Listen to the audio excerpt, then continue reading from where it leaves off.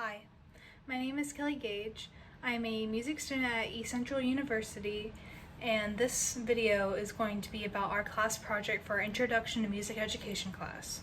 The project is about how the pandemic is affecting music education and what music educators are doing during the pandemic. So, without further ado, here's the rest of my classmates and the rest of the people that we interviewed and talked to. Thank you for watching, and we hope that this is an informative video that can help in the future and now.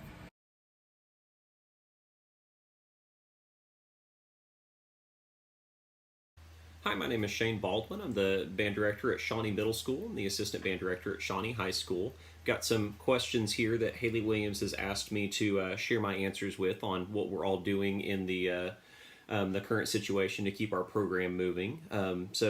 The first question was, what are you doing to keep your music program moving forward? And the big answer I have for that isn't really that scientific. It's that I'm trying to keep that personal connection with as many students as possible, because the band is built on a community. You create a community of kids, you create a community of kids that are all moved towards the same direction. And right now, at this point in time, the music has to be secondary. And I know that I'm probably going to go to band director hell for saying that, but music's not the most important thing that we're doing at this point. And I hope that one day everybody can understand that is that right now I'm making weekly contacts with all of my students, between me and the other directors, or as many of them as we can.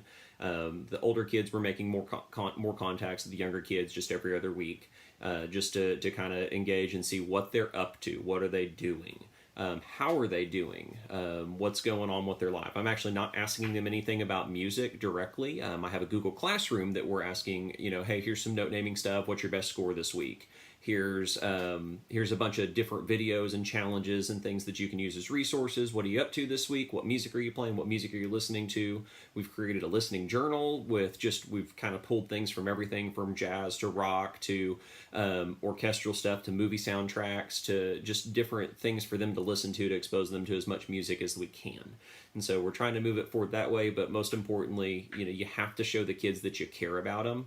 And I think that one, by showing the kids that we care about them and we're making sure that we value them as humans, they know that they're loved. And we can't guarantee that all of our kids are loved where they're at or what their situation is, but they need to know that their teachers love them. That might have a positive impact on the music program, but that's not the point of this. Like, we're going to make sure that we're taking care of our students. We're running our band online just through Google Classroom. I'm posting a bunch of videos to YouTube, just woodwind teaching videos, so those are available for anybody that wants to use them. Ask Haley, she can get you in touch with me and I'll get that stuff to you. But I've shared different PED videos like clarinet register exercises, saxophone vibrato, different oboe and bassoon stuff, flute stuff, and I'm just kind of building through that. I've also been making a bunch of a cappella videos to occupy time, just playing different rock songs. I'm working on Sir Duke right now, and yesterday I recorded Forget You and Royals and Fly Me to the Moon, and I've done a couple others just to have fun and make music, and it's been fun for me. And so I'm sharing those through our district social media and everything else. And with fifth grade recruiting, we're trying to reach out through social media to find all of those people. And to be honest, it's some degree of success, some not. There's a lot of just fatigue from online school, with people not responding to phone calls, texts, or emails. But the main thing is that a lot of the students are now caretakers for younger kids, or there's one device in the whole entire household for the whole family. And with the state of Oklahoma pretty much saying, hey, your grade can't go down, so online school is really not required, a lot of families have just kind of called it quits and cashed it in. And we do have some students that are working hard and doing some things, and we have some students that are working, but they don't have access to technology, so they can't communicate with us. And there's just a variety of different things, and some people just aren't communicative and they're just doing their own thing.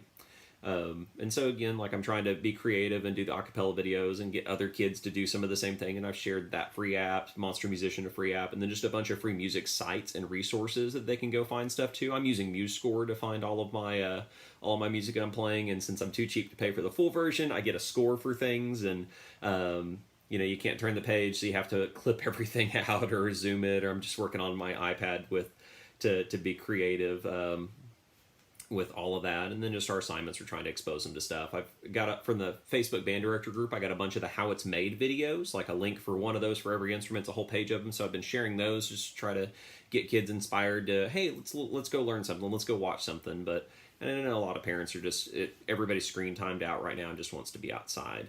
I feel, the next question is, how has this stressful time impacted me in any way? Professionally, I'm actually playing my instrument more than I would on a normal basis and just kind of exploring music for my own. So that's been fun. I've had time to go to webinars every week, and I probably do three plus professional development hours a week just to learn stuff and network with people and learn new things and read and attend Zoom meetings and conferences, and getting, using this as a time to completely redesign my instruction, even though when we go back online, there's so many things that we're doing online right now that we can use as tools for our students to help them, because it's amazing when you recreate the wheel to learn stuff at home, you can still do that in your classroom and use those things to supplement, and now it's, okay, do I have to do this in the classroom, or can I use this as a supplement? And we have computer lab day, or here's some. Hi, my name is Shane Baldwin. I'm the band director at Shawnee Middle School and the assistant band director at Shawnee High School.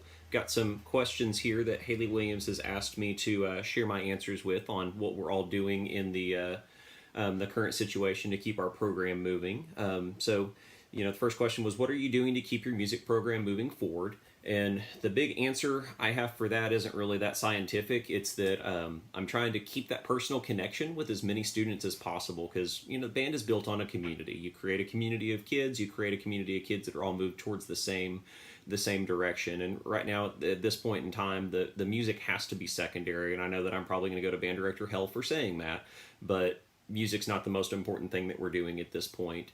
And I hope that one day everybody can understand that is that right now I'm making weekly contacts with all of my students, between me and the other directors, or as many of them as we can. The older kids, we're making more contacts with the younger kids just every other week, just to kind of engage and see what they're up to, what are they doing. How are they doing? What's going on with their life? I'm actually not asking them anything about music directly. I have a Google Classroom that we're asking, hey, here's some note naming stuff. What's your best score this week? Here's a bunch of different videos and challenges and things that you can use as resources. What are you up to this week? What music are you playing? What music are you listening to? We've created a listening journal we've kind of pulled things from everything from jazz to rock to orchestral stuff to movie soundtracks to just different things for them to listen to expose them to as much music as we can. And so we're trying to move it forward that way, but most importantly, you have to show the kids that you care about them. And I think that one, by showing the kids that we care about them and we're making sure that we value them as humans, they know that they're loved. And we can't guarantee that all of our kids are loved where they're at or what their situation is, but they need to know that their teachers love them. That might have a positive impact on the music program, but that's not the point of this. Like, we're going to make sure that we're taking care of our students. We're running our band online just through Google Classroom. I'm posting a bunch of videos to YouTube, just woodwind teaching videos, so those are available for anybody that wants to use them. Ask Haley, she can get you in touch with me, and I'll get that stuff to you. But I've shared different PED videos, like clarinet register exercises, saxophone vibrato, different oboe and bassoon stuff, flute stuff, and I'm just kind of building through that. I've also been making a bunch of a cappella videos to occupy time, of just playing different rock songs. I'm working on Sir Duke right now, and yesterday I recorded Forget You and Royals and Fly Me to the Moon, and I've done a couple of others just to have fun and make music, and it's been fun for me. And so I'm sharing those through our district social media and everything else. And with fifth grade recruiting, we're trying to reach out through social media to find all of those people. And to be honest, it's some degree of success, some not. There's a lot of just fatigue from online school, with people not responding to phone calls, texts, or emails. But the main thing is that a lot of the students are now caretakers for younger kids, or there's one device in the whole entire household for the whole family. And with the state of Oklahoma pretty much saying, hey, your grade can't go down, so online school is really not required, a lot of families have just kind of called it quits and cashed it in. And we do have some students that are working hard and doing some things, and we have some students that are working, but they don't have access to technology, so they can't communicate with us. And there's just a variety of different things, and some people just aren't communicative and they're just doing their own thing. And so again, I'm trying to be creative and do the acapella videos and get other kids to do some of the same thing. And I've shared that free app, Monster Musician, a free app, and then just a bunch of free music sites and resources that they can go find stuff to. I'm using MuseScore to find all of my music that I'm playing. And since I'm too cheap to pay for the full version, I get a score for things. And, you can't turn the page, so you have to clip everything out or zoom it, or I'm just working on my iPad to be creative. with all of that. And then just our assignments are trying to expose them to stuff. I've got up from the Facebook band director group, I got a bunch of the how it's made videos, like a link for one of those for every instrument. It's a whole page of them. So I've been sharing those just to try to get kids inspired to, hey, let's go learn something, let's go watch something. But and I know a lot of parents are just everybody's screen timed out right now and just wants to be outside. I feel, the next question is, how has this stressful time impacted me in any way? Professionally, I'm actually playing my instrument more than I would on a normal basis and just kind of exploring music for my own. So that's been fun. I've had time to go to webinars every week, and I probably do three plus professional development hours a week just to learn stuff and network with people and learn new things and read and attend Zoom meetings and conferences, and getting, using this as a time to completely redesign my instruction, even though when we go back online, there's so many things that we're doing online right now that we can use as tools for our students to help them, because it's amazing when you recreate the wheel to learn stuff at home, you can still do that in your classroom and use those things to supplement. And now it's, okay, do I have to do this in the classroom, or can I use this as a supplement? And we have computer lab day, or here's something that I can do online at homework, and then I use this in the classroom as a remediation step or something else. Personally, I'm married and I have a child that just turned, I almost said student, geez. I have a child that just turned 2. So this time at home is amazing. You always thinking that fall's your busy time, but April's actually probably a busier per capita time, with evening commitments through concerts. And it sucks that like we've missed a jazz band concert, a percussion ensemble concert, our beginner side-by-side concert, a recruiting concert. We've missed our state contest preview concert. We've missed our state contest for our high school kids. I was supposed to be the clinician for the SCOPTA Jazz Honor Band. I missed that. That was my first Jazz Honor Band clinician gig. And so that's been put out to next year, hopefully, if, depending on what all happens. But just there's so much stuff that we've missed, and that's been hard professionally, but personally, that extra time at home, like I wouldn't give that up for anything. I've got another baby on the way here in about 2 months, and so just being able to get ready for that has been a blessing. And that extra time with my wife and kid, like it's awesome, and the dogs love it too, and everything else. We've been doing a lot of home improvement. My name is Haley Williams. I am a sophomore at East Central University, and today I'm going to discuss with you the impact that this pandemic has had on music education in the state and public schools and in universities in my case. This has not been easy for a lot of music education. Music education is a very hands-on curriculum. There is a lot that the students need one-on-one time with their teachers, and it's not easy in this time. Most kids don't even have access to their instruments anymore. They were school-owned instruments, and they were left before spring break, so they couldn't take them home, or they just left them and didn't plan on practicing during spring break, and so they couldn't go back and go get their instruments. And so a lot of kids don't even have access to their instrument anymore for them to be able to practice and continue their education. I know a lot of teachers who aren't even participating in music anymore. They're not really focusing on that because it's a stressful time for their students, and they're more worried about different curriculum that they have to focus on rather than music. Yes, music is very important, and it's a big impact in a lot of children's lives and students, and yet it's not the most important thing right now, I believe. A lot of teachers that I've talked to have done a lot of what they can do, but there's not a lot that they really can do with children who don't have the access they need to, like videos or online discussions or YouTube or just Wi-Fi in general, or have the necessity to use a phone or laptop, tablet, whatever they need to communicate with their teachers. Music, there's not much you can do if you're not in a class. For one, I am a music education major, and I am in my sophomore proficiencies right now, and so that has been a big struggle with me right now, because that is a big step in my college career right now. It has been very stressful because my practice time has been cut drastically in half because I am now home with my family, and both my mom and my dad work from home now, so I can't play during the day. And so where I had access to facilities where I can practice at any time of the day, that has now been cut in half, even more in half than that. And so I can only really practice during the evenings or at night. And with my proficiencies, I've been needing a lot of practice time, and it's just been so stressful because I don't have that ability to do so now. So with proficiencies, I've just been working with my professors as much as I can, and they've been all very wonderful and understanding. But in this time, I think a lot of people understand what this situation ensues, and so music isn't the biggest importance in their lives right now. In mine, it still is, because it's still my career, and so I still have to continue to pursue that even in this crazy time right now, which it's not been easy, but it's been doable for sure. I have heard that a lot of the response rate from students and from parents have been very minimum in the public school district.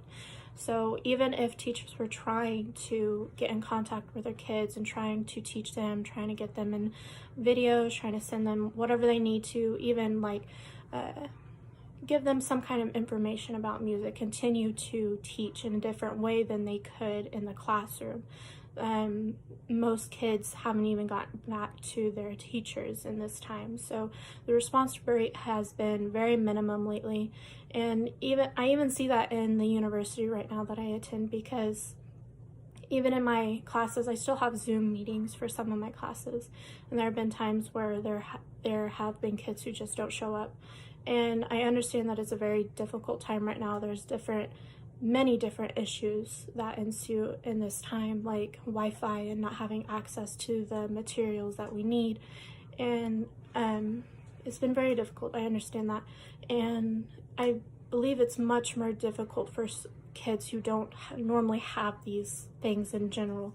School is a big necessity for a lot of kids when it comes to stuff like this.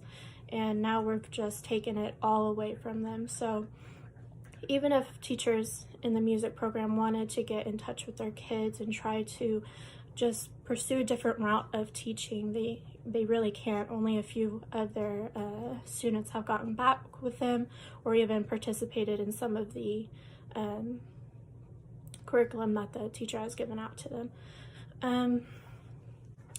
Even with music education not being the biggest priority right now, it seems like school in general has not been a big priority in a lot of people's lives, including teachers. The curriculum that they have been giving the students are very minimum, and it seems like a lot of schools have based it on giving children and their students packets, and it's do as you wish kind of basis. Like, if you want to bring your grade up, then you can turn in these packets, but if you don't, then your grade is what you'll have at the end of the year. And I think that's very, very tragic in this time, because even in this crazy time, I think kids need a stable kind of routine, and schools aren't giving that to the children anymore. My brother goes to Bethel High School, and he has been given packets, and he's been working on these and trying to better his grade. These, whatever they make, it will not hurt their grade, and I understand that. And even in my university, a lot of my professors have told me that what I do now in this time isn't going to affect my overall grade, which is great and all, but are we actually learning in this time?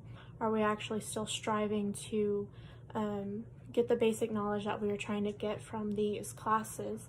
And I think that's where the students have lost interest, not only in just basic curriculum in their classes, but in music education as well. The basic necessity to learn is just gone. And I think that's a big issue with just how Oklahoma has decided to handle this situation.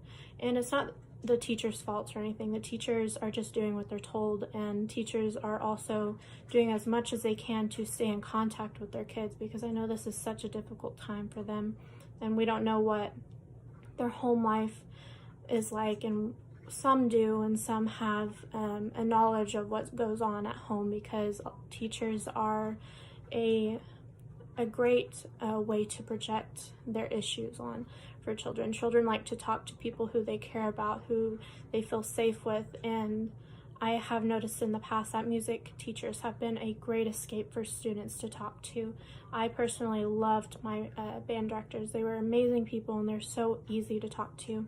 And I think a lot of teachers are doing an amazing job trying to keep these children positive and trying to impact them still, even if they're not together. Even with all this happening, I do have teachers that I've talked to that are able to keep in contact with their students, and they are still doing kind of like Zoom meetings, trying to use YouTube, Facebook, making a cappella videos like SHAIN BALDWIN is doing.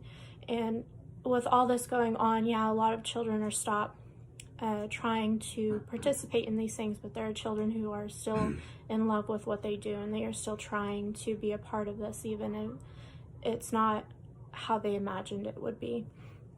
I personally feel like this process has been difficult for everybody, not just the music education program, but it is very much painful to see how these students are just so depressed lately and just aren't able to communicate with their friends, not be able to go outside, just do everything that they were used to be able to do.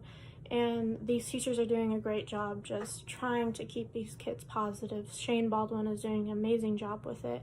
He told me about the different ways he was keeping in contact with his kids, and you can tell how much he loves his students so much. And I love that these teachers are doing everything that they can to just stay in touch with everyone and trying to keep a positive focus.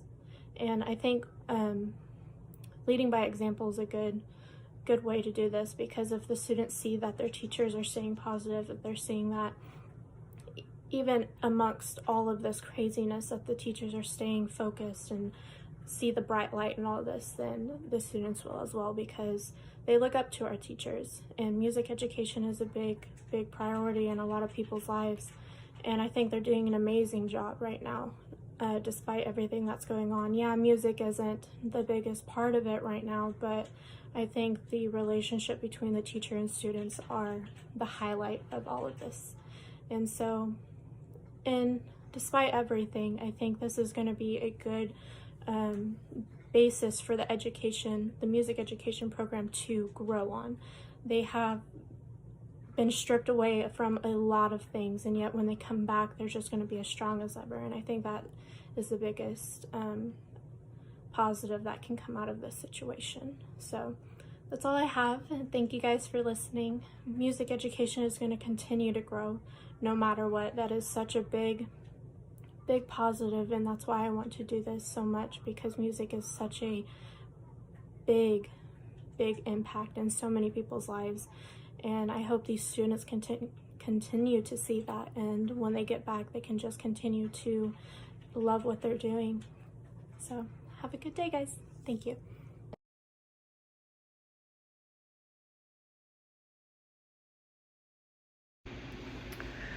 Hi, I'm Chance Van Zant from East Central University, and I found that during the social distancing of 2020, the public schools transferred learning to an online format. Some schools moved to online work, then others gave physical work packets each week to the students. Through talking to some of the students and teachers, I found that most of the music classes simply didn't happen. There's been a strong focus on trying to keep students active in their core subject areas, but not in extracurriculars such as band or physical education. My younger sister, who goes to school in the Tulsa area, and her school has not done anything for music. So me and my mom decided to give my younger sister YouTube videos to watch for learning on how to play her instrument, the saxophone. I don't live with her, or I would teach her. Another student that I have discussed with expressed that her teacher has been sending the students daily videos, some music related, some not, all with a touch of humor. It seems as though many schools aren't assigning much work, if any at all, for music. I believe there is content that could be used in schools if they understood more of the various parts of being a music student or teacher. These could include teaching instrument hygiene, music theory, music history, all sorts of things. Unfortunately, it seems that school administration shows again that they lack a fundamental understanding, or maybe even a care, and only see music education as a student playing their instrument or singing. My experience as a student during the quarantine has been much different than that of what I described secondary education students to be experiencing. I've been given various tasks, from recording myself playing to performing Yoko Ono pieces, if you know who that is. Students have been assigned discussion boards to give critiques for different people performing. Of course, all of this is supplemented for our coursework, which we pay for. As a student in music, I feel that my music projects and playing my instrument have been almost a necessity to staying sane. I can't imagine being a middle schooler or a high schooler who has to spend their whole day inside, being given schoolwork and not being given an opportunity to play their instrument for a reason, or not being given things to practice, or not being able to see their band director. Whenever I was in school, my band director was almost like a second dad. And I know a lot of people will say that, like, band creates a family for people who maybe have tough home lives, and now those kids are having to stay at home and don't get that love and care that they get in their music programs. And so it's very sad to see that not only do the students not get to go to school and participate in music education, but they aren't even given an opportunity through online work. And it's just honestly kind of sad. Back to more of the secondary schools. I did find some that have been trying to give various worksheets and different music history items, but really most of them are just struggling like the rest of us. That's about it.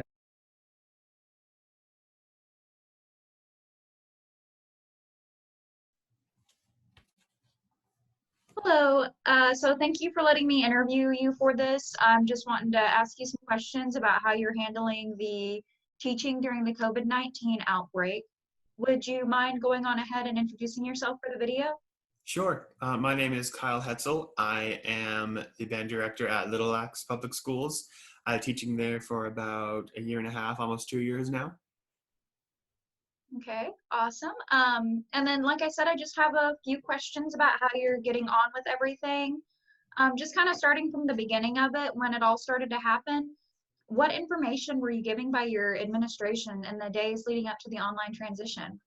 Well, so pretty quickly into our spring break, we got a message saying, hey, for now, like the next 2 weeks after spring break, we're not having anything. It's just nothing. And then about a week before, like the time was up and we'd continue, they said, all right, this school is doing online for the rest of the semester. We're going to be giving you as much information as we can in the week before so you can prep. Be ready, basically.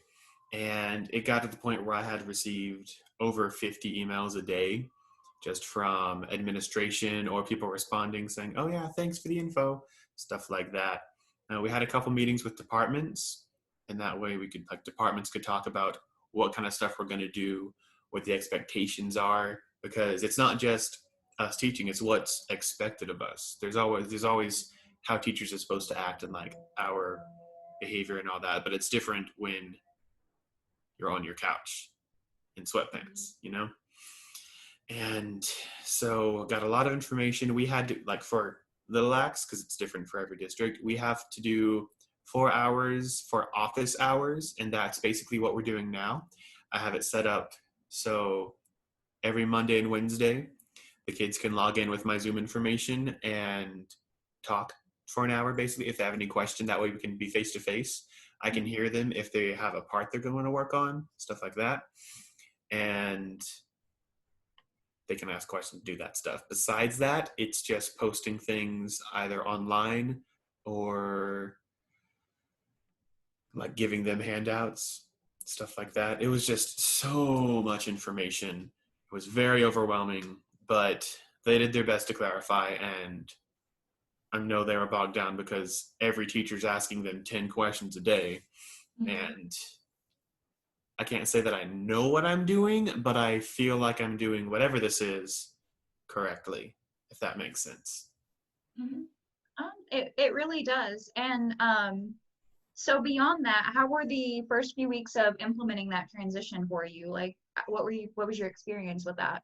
All right, so we are in the second week for us right now. We just today, since we're a 4-day school still, even when we're online, today ended our second week. And the first week was absolutely wild because we had to contact every single parent of every student. And so for me, I have in my band classes, those are the only ones I had to deal with. I have some ones in elementary and some other classes, but I didn't have to contact them. It was just my 4 band classes that I have. So I had about 80 students I had to make sure I contacted. And if not, I had to let their advocate know. We have a little advocacy class kind of thing. So like every teacher is kind of assigned 15 kids. Let that teacher know, hey, this kid's in your advocacy. I haven't heard from him. What's going on? And then they would contact the family, like either phone call or whatever else. The first week, thankfully, we had some time to prepare. And that first week before we came back to school, I was able to go to the band room, get stuff I needed. I didn't have to interact with anyone to go in the band room because it's separate from the other buildings. And I was able to get a ton of method books, stuff like that. It was a lot of going back and forth, delivering instruments to houses, stuff like that. And the first week of actual teaching, during the office hours, I had a ton of kids show up, and a lot of them were like, hi, Mr. Hetzel. Hey, just really excited to see their friends again, see the band director again, and then ask, what are we doing? And then after about the 3rd day of the first week, it went from like 12 kids showing up, staying the whole time, to like 2 or 3 kids, because then all of the assignments came out and all the kids were busy working on stuff. So the first week was wild, contacting everyone, figuring out what we were supposed to do. And we had some technical difficulties. We had some technology shut down, stuff like that. And just telling all the parents what we expect. Huge transition for students and teachers. But for the bands, I have these challenges. And the way I introduced them was kind of mysterious, like, hey, we're going to announce the challenges on Friday. And kind of kept it mysterious, so they didn't know what they were. They just wanted to know, like, what is this? What's going on?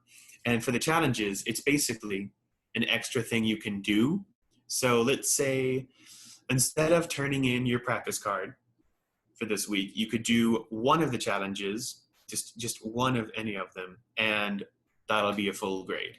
If you do a practice card and one, you just get bonus. And I call them challenges because a lot of kids, they're like video games, and so like, here's a challenge versus, oh, here's just a bonus extra credit assignment. It's not as engaging, basically. But I have 10 challenges. I'll read them out real quick. Figure out how to play Happy Birthday without music. Start on a concert B flat and record the entire process. Challenge 2, play a song from the radio. Any song you like listening to. It doesn't actually have to be from the radio. Must be at least 45 seconds. Play a solo. Play a duet or trio or ensemble using that a cappella app like we talked about. Play a page from the Black Book, intermediate and advanced students only. Play the chromatic scale, ascending and descending, quarter note equals 90, 2-octave minimum.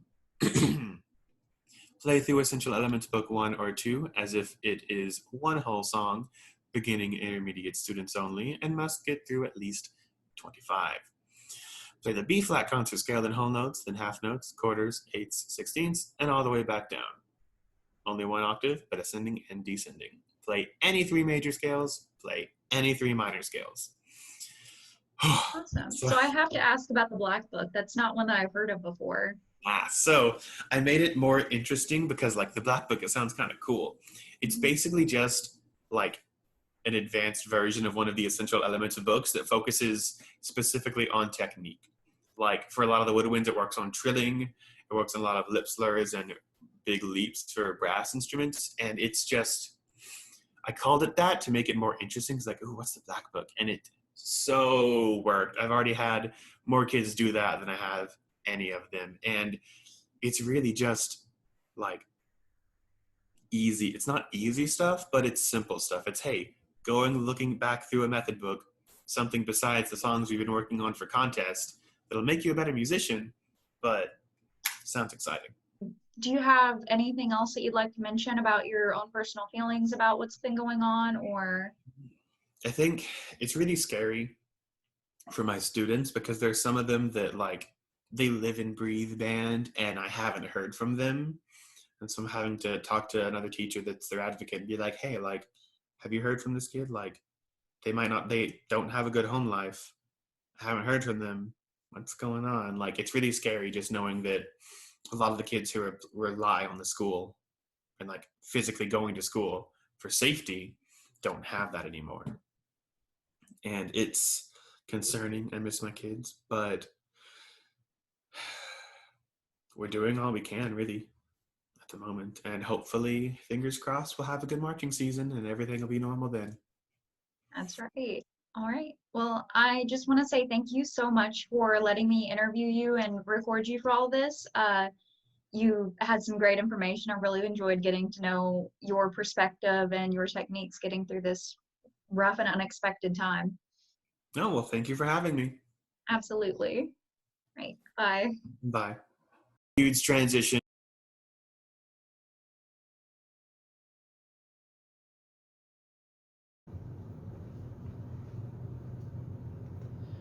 Hey everyone, hope you've managed to stay safe and well during this time. This is my video project that follows how music educators have kept music relevant during the unprecedented time.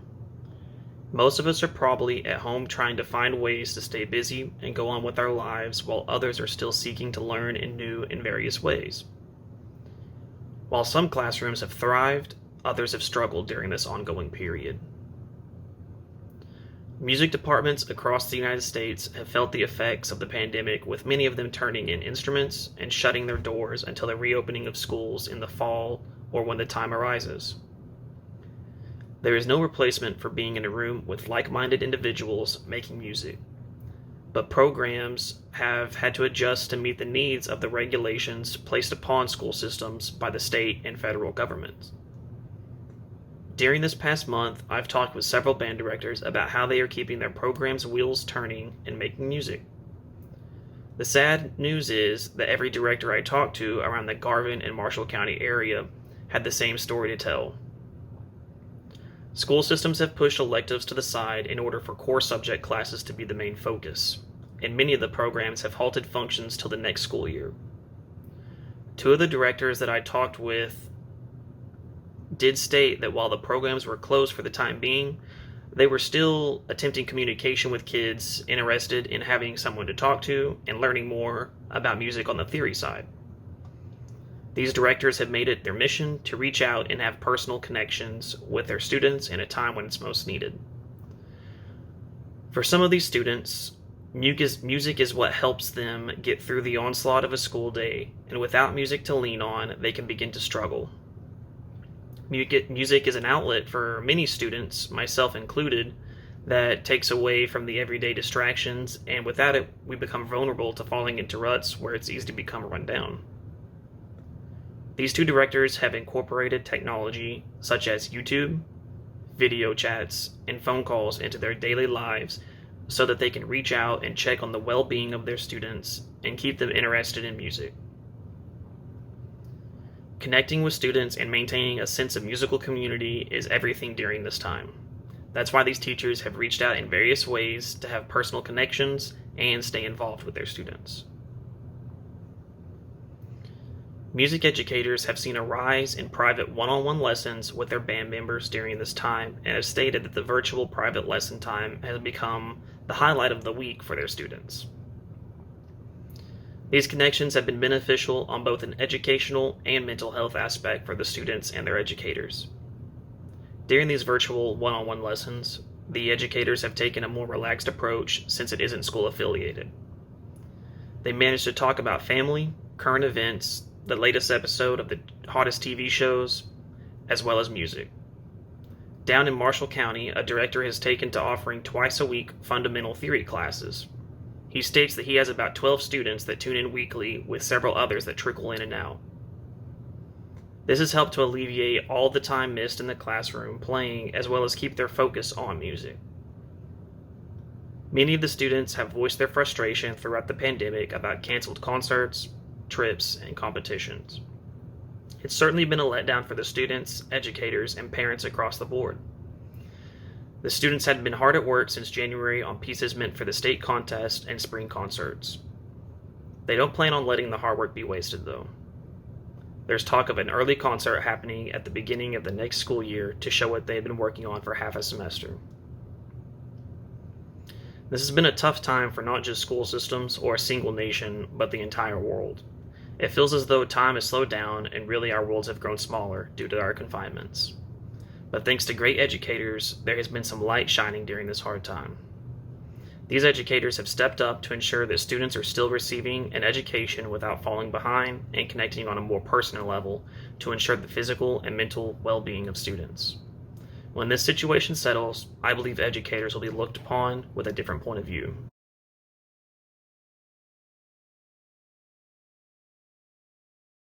Good morning.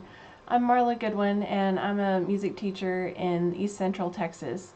I teach 5th and 6th grade music, and I've taught music for 11 years. I've taught 7 years in my current position and 4 years in elementary. Teaching music at intermediate school is pretty similar to what an elementary music teacher would teach, but my students are a little bit older, they have lockers, and they change classes. Music is a one-semester course at my school, so my first semester students, I was able to serve them their entirety of their time. My second semester students, however, only received about 8 weeks of time with me. We went for spring break the week of March 9th, and we really weren't expecting anything to be weird or to close. And then slowly things started closing around us, and our school decided to close for a second week of spring break.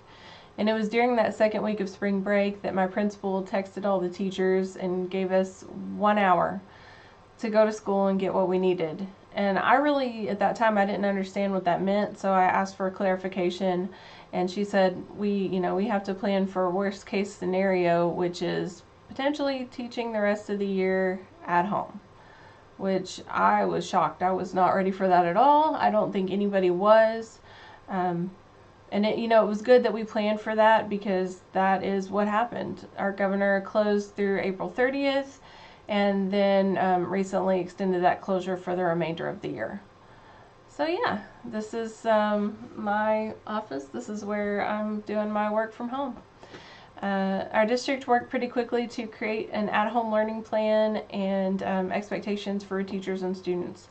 I'm expected to be on call from 8 a.m. to 4 p.m. every weekday to answer the phone if I need to, return emails, grade the online work, plan, all of that kind of stuff. I do have plenty of virtual meetings every week. I meet with the other intermediate music teachers in my district. I meet with the choir directors and the fine arts director. I have my own campus faculty meeting each week, and I also meet with AVID teachers, which is another elective that I teach that is not music related. I'm expected to have a Zoom meeting with my students each week, which I was really scared to do that at first, but I was able to team up with the art teacher at my school and the theater teacher at my school, and we pooled all of our students together, and we meet with them once a week. And oh, it is so nice. It is really nice to get to see their faces and hear what they've been doing. Our Zoom with our students is not content at all. It's circle time just to check up on them, welfare check, that kind of thing. The online instruction that we're doing is through Schoology, and you know, we're all doing the best that we can for our students, but it's really just not a replacement for face-to-face music, because even with all the technology that we have, we're not able to sing together. We're not able to play together. So it's not a replacement for face-to-face. Planning requirements for me are I'm expected to provide a 30-minute session of work for our students each week, and that work has to be the same with the other music teachers across the district, so we do plan together. We have a high-tech version which the students access through Schoology. Schoology is kind of like Facebook for the students. It's where our course materials are. And then we also have a low-tech version that goes out to the students in a packet. Right now we're teaching instruments of the orchestra, and normally we take about 1 to 2 weeks to teach that, and since we're only doing 30 minutes each week, that now becomes 6 weeks.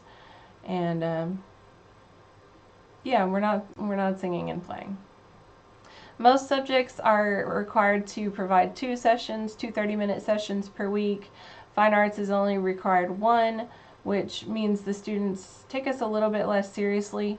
I'm not receiving work from all my students, and some of them it's because they really don't have technology.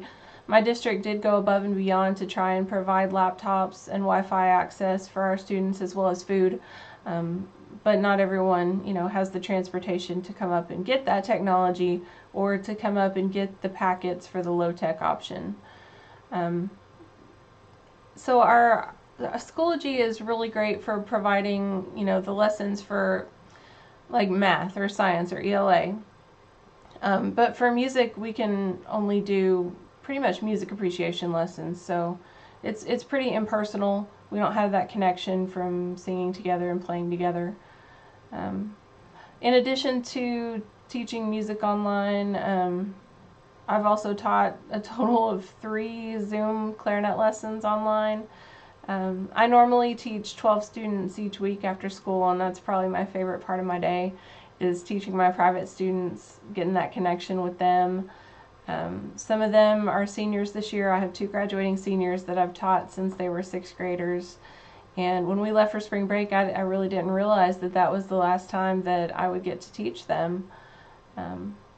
One of them is really serious about clarinet. He was the drum major for his school, and he's so serious about clarinet that he planned a senior recital for June. Not sure that's going to happen.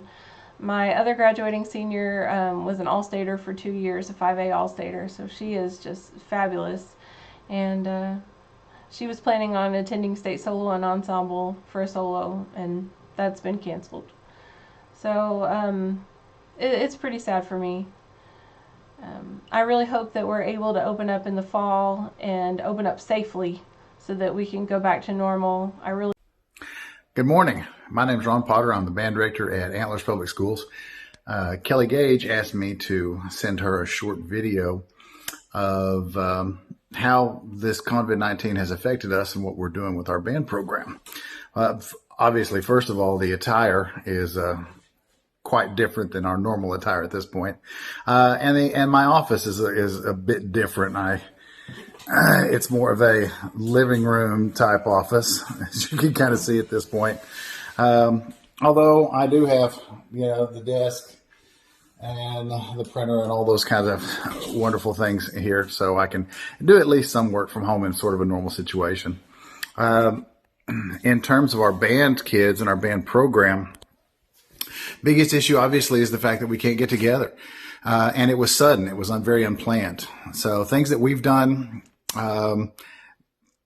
some questionable copyright procedures, but we purchased the marching show that we were planning to do next fall, which is going to be The Greatest Showman. We purchased that online, and so I was sent PDF files. Those PDF files I have then, over the last several weeks, forwarded out to my kids. We use an app called Band App that lets me send out attachments, and it's a similar to a Facebook type situation, but for a closed group, for our group only. So we've sent out over the last few weeks our 3 show tunes for next year. We've communicated over several different issues. We have polls that we can set up on Band App. We have used those polls to reschedule our band camp. We've also used those polls to do things that would kind of give us a sense of normalcy, like our queen coronations and our attendance voting and band princess, band queen, those kinds of things. We have done those over polls via Band App. So that's been handy to have that. I guess in addition to that, this is the time of year where we would normally get all state and all district music out. So we've been, again, some questionable copyright issues. But under the circumstances, it's all we had to do. But we have placed that information and PDF files of that music, again, on Band App so that the kids can download and print out their music and have that with them. That's mainly the things we've done to engage the kids. We've been in contact with them, obviously, through Band App. That's most of the instructional things that we've been able to do. We've been in contact with several of them, have texted us or Band App messaged us about help with parts or questions about next year. At this point, band camp is still scheduled in July, so we're hoping that comes off normally. We have a fundraiser that's been sitting in the band hall for about a month now, fundraiser product, cookies and coffee that were delivered, that we can't get out to the kids. And we could actually probably get it to the kids, but we don't want the kids delivering it this time. So that's just still kind of sitting there. We've been given the go-ahead at this point, tentatively speaking, unless things get worse, take a turn for the worse, that on June 1st, we're going to be able to get that fundraiser product out. So that's something we've had to do. Our school has done a lot of online distance learning, but they have also prepared packets for kids for the core classes that they could swing by the middle school and high school and pick up from the front benches. During that time, they were also asked to return their school-owned instruments. So we have the majority of our instruments returned through that procedure, and we have been able to go ahead and send those off for summer repair. So when we have that June 1st fundraiser pickup date to take out for delivery, we're hoping to be able to recheck some horns out to kids early. And hopefully at least they'll have them with them over the summer. They'll be able to do some practicing if they like. Hopefully we won't lose too terribly much in terms of technique and embouchure and all those wonderful things. At this point, it's anybody's guess what happens next fall. We're all hoping that school starts as normal. And if school starts normally, hopefully, we're looking at a normal football season / contest season sort of situation. But at this point, just no one knows. It could end up being a completely non-competitive season for us. So anyway, there's a few things that we've had to do. We've had to modify, and hope this helps you. Thank you. Hi, it's me again.